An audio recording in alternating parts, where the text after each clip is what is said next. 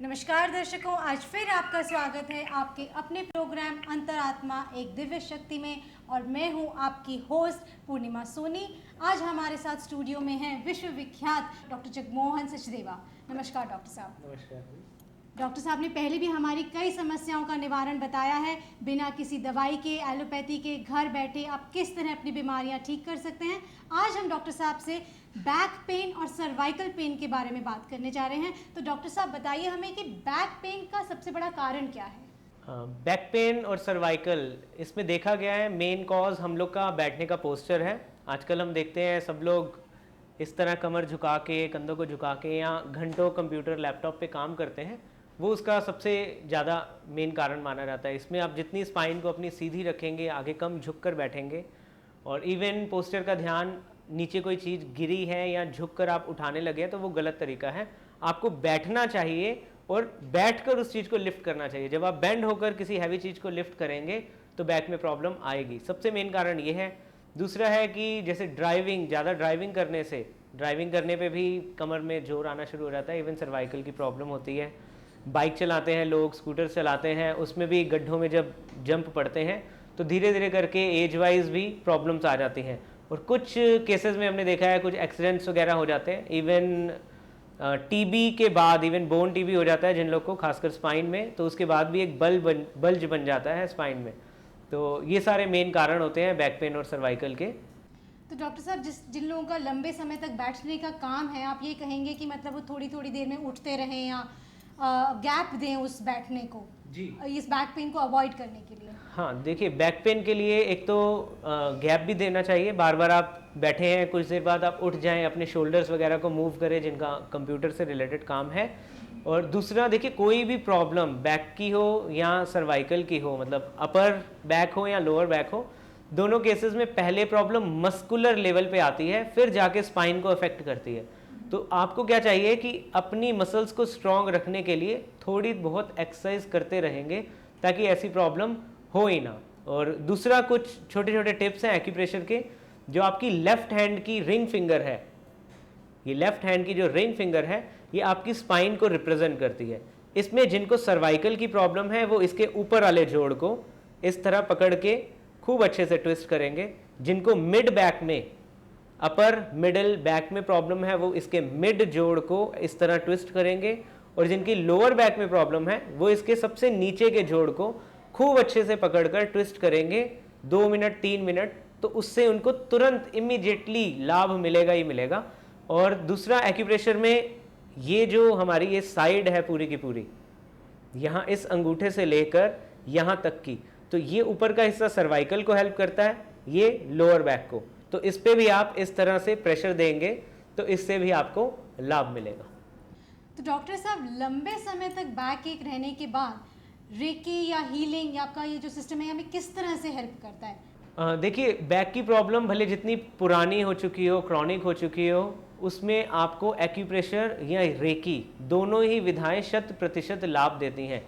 अब डिपेंड करता है कि एज वाइज रीजनरेशन आ गई है अगर बहुत ज़्यादा, तो इलाज थोड़ा सा लंबे समय के लिए चलता है। उसमें हम क्या करते हैं, रोगी को उल्टा लिटाते हैं, उनके जो 7 चक्र बैक साइड पे हैं वो कौन सा एरिया प्रभावित है। अगर लोअर बैक है तो उसमें बेस चक्रा, सैक्रल चक्रा और सोलर प्लेक्सस चक्रा, इन चक्रास को हीलिंग देने से उनकी लोअर बैक की कोई भी प्रॉब्लम होगी उसमें लाभ मिलेगा। और इसमें हमने ये भी देखा है कि लोअर बैक में अगर प्रॉब्लम होगी तो आगे के जितने भी ऑर्गन्स हैं उनकी फंक्शनिंग भी धीरे धीरे स्लो हो जाती है, क्योंकि ब्रेन से जो मतलब जाती हैं इम्पल्स जाती हैं वो स्पाइनल कॉर्ड के थ्रू ही जाती हैं।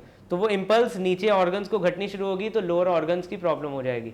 इधर अगर सर्वाइकल में अगर कोई प्रॉब्लम आ गई है, सर्वाइकल रीजन में, तो वहाँ से इम्पल्स घटेगी तो हाथों में दर्द रहना, नम्बनेस रहना, सुनपन होना। इवन हमने देखा कई केसेस में हार्ट तक की जो बीट फास्ट होना है उसमें नर्व इम्पल्स ही रिस्पॉन्सिबल होती है। तो स्पाइन को ठीक रखना बहुत ही महत्वपूर्ण है। तो रेकी के माध्यम से उन चक्रास को पर्टिकुलर हील करके और एक्यूप्रेशर के माध्यम से हम उन पर्टिकुलर पॉइंट्स को ट्रीटमेंट देकर ठीक कर सकते हैं। इसके लिए हमने एक किट भी बनाई है जो स्पेसिफिकली बैक पेन के लिए ही है। उसमें आप जैसे ही हमें बताते हैं कि बैक में कौन सा एरिया प्रभावित है, अपर बैक है, लोअर बैक है कि सर्वाइकल रीजन, तो उसके अकॉर्डिंग उसमें क्रिस्टल्स भी हैं, उसके अकॉर्डिंग उसमें मैग्नेट्स भी हैं, उसके अकॉर्डिंग पूरी इंस्ट्रक्शन है कि आप घर बैठे ही अपना इलाज कैसे कर सकते हैं, और आपको 1-2 दिन में ही उसमें लाभ पता चलना शुरू हो जाएगा। इसमें बहुत ज़्यादा समय नहीं लगता। तो डॉक्टर साहब, ये रेकी और जो एक्यूप्रेशर का आपने जो सॉफ्टवेयर बनाया है जिससे आप घर बैठ कर के ट्रीटमेंट ले सकते हैं, ये दोनों क्या हैंड टू हैंड ट्रीटमेंट चलते हैं या अलग अलग हैं? देखिए, दोनों थेरेपीज़ एक दूसरे की कॉम्प्लीमेंट्री हैं, लेकिन दोनों में से किसी एक विधा को भी आप अडॉप्ट करेंगे तो उससे भी लाभ मिलेगा।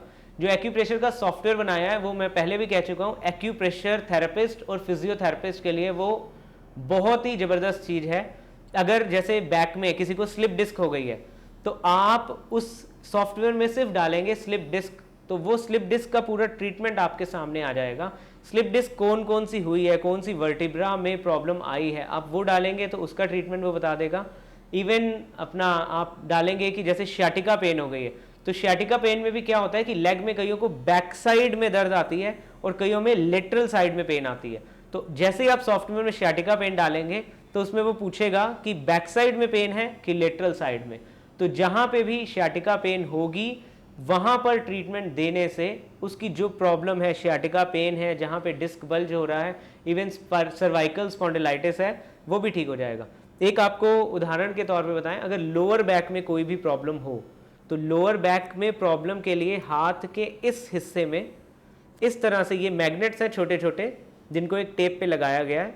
ये गिनती में 21 है, ताकि ये उस लोअर बैक के एरिया को कवर कर सके जो आपके हाथ में पोर्शन है। इसको इस तरह से हाथ पर चिपका दिया जाता है और इसको थोड़ा थोड़ा प्रेशर दे देंगे।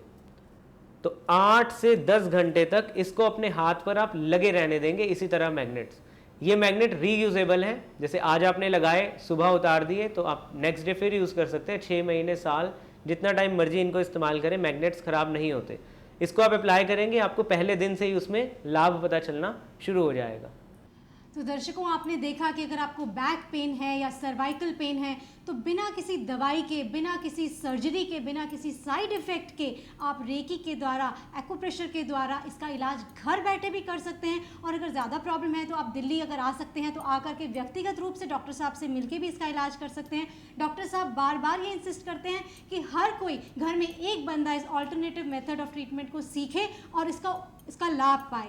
डॉक्टर साहब, इतनी महत्वपूर्ण जानकारी देने के लिए आपका बहुत बहुत धन्यवाद। अगले एपिसोड में फिर मिलेंगे आपसे नए विषय के साथ। नमस्कार। मुझे ये पता चला कि यहाँ पे पास्ट लाइफ रेगुलेशन के बारे में पता चलता है। मेरे को इस थेरेपी से काफ़ी एक्सपीरियंस मिला। मुझे जब ये थेरेपी कराई जा रही थी, मुझे बाबा जी के बहुत अच्छे ही दर्शन हुए। As being to a Sikh religion, जैसे जैसे मैं इस चीज़ के बारे में नॉलेज करती गई और इसके बारे में समझती गई, मेरे को इस चीज़ से काफ़ी ही रिस्पॉन्स अच्छा मिला। हमने इनके साथ मिलकर एक एक्यूप्रेशर सॉफ्टवेयर भी डेवलप किया है, जिसमें सारे के सारे एक्यूप्रेशर पॉइंट्स आपके सॉफ्टवेयर में दिए गए हैं। इसमें बहुत सारी बीमारियों, कमर दर्द, spondylitis, sugar, thyroid, uric acid, गठिया जैसी बीमारियां हैं, जिनके पॉइंट्स आप घर पे बैठे बैठे देखकर अपना इलाज उसके द्वारा कर सकते हैं और उसका कोई भी साइड इफ़ेक्ट नहीं है। मैं कृष्ण कुमार हरियाणा से हूँ। मैंने सचदेवा जी से रेकी सीखी है। लोगों का इलाज ठीक ढंग से कर रहे हैं, इससे लोगों को बहुत फ़ायदा हो रहा है। सबसे अनुरोध है, रेकी को सीखें और अपना इलाज स्वयं करें। धन्यवाद। मुझे किरण सचदेवा जी के यहाँ पर आकर ट्रीटमेंट मिला। इन्होंने मुझे हीलिंग सेशन के थ्रू ट्रीट किया और अब मेरी हाइट 2.5 महीने में लगभग 2 इंच बढ़ चुकी है और मैं इनका बहुत धन्यवाद देना चाहती हूँ।